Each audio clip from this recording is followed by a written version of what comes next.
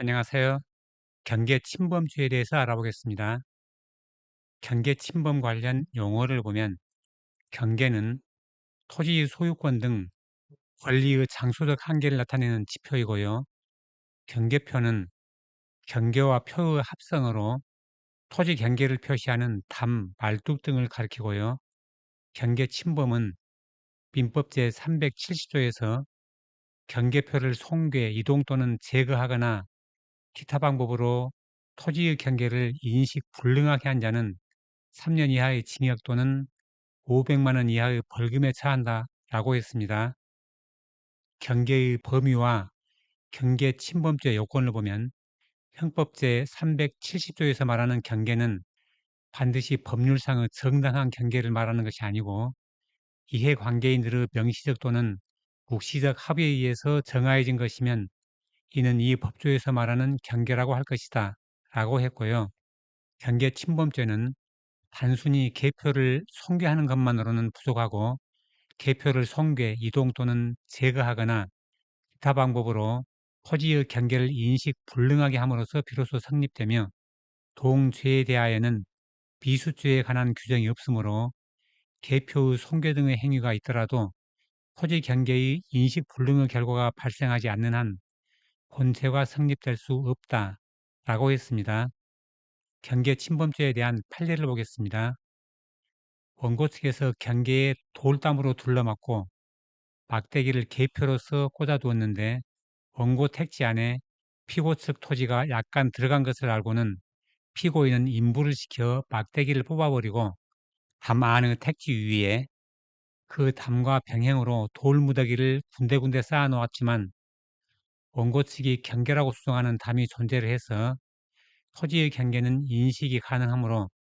무죄선을 한 원심 조치는 정당하다라고 했고요. 원고가 논두렁을 경계로 하여 매수하고 거기에 주택을 짓기 위해서 여러 차례 측량을 해본 후에 종정 경계가 자기 소유 토지를 침범했다 해서 한계선을 새로 설정하고 거기에 임으로 말뚝을 박아 놓았는데 피고인은 이에 승복치 아니하고 종정 경계인 논두렁 위에 우로크담을 축조했는데 형법 제370조에서 경계를 함은 실체상의 권리관계에 부합하지는 않더라도 관습으로 인정되었거나 일반적으로 승인이 되어서 사실상의 경계표로 되어 있다면 침해의 객체가 되는 것으로 피고인이 종정 경계를 그대로 두고 부록고 담을 쌓은 행위는 경계 침범이 된다고 볼 수 없다라고 했습니다. 피해자가 명도받은 토지 경계에 설치해 놓은 철조망과 경고판을 피고인이 치워버린 사건으로 피해자가 피고인과의 대지 명도 청구 판결에 의해서 명도받은 토지 경계에 설치해 놓은 철조망과 경고판을 치워버렸다는 것은 철조망과 경고판이 물질적으로는 손괴되지 않았다 하더라도 그 토지 경계에 설치된 울타리로서의 역할을 해한 것이라고 볼 수 있으므로 철조망 등의 효용을 해한 것이라 해서 재물 손괴죄가 성립한다라고 했고요. 피해자 집과 피고인들의 집 경계에 담벽이 있었는데 피고인들이 약 50cm의 높이를 남기고 세로의 지적공사의 측량대로 새로운 담장을 설치한 것으로 경계는 반드시 법률상의 정당한 경계를 가리키는 것은 아니고 종래부터 일반적으로 승인되어 왔거나 이해관계인들의 명시적 또는 묵시적 합의에 의해서 정해진 것으로서 객관적으로 경계로 통용되어 왔다면 경계에 대하여 다툼이 있다 하더라도 판결로 확정되었다는 등 특단의 사정이 없는 한 경계에 해당되는 것이고 이 사건에서는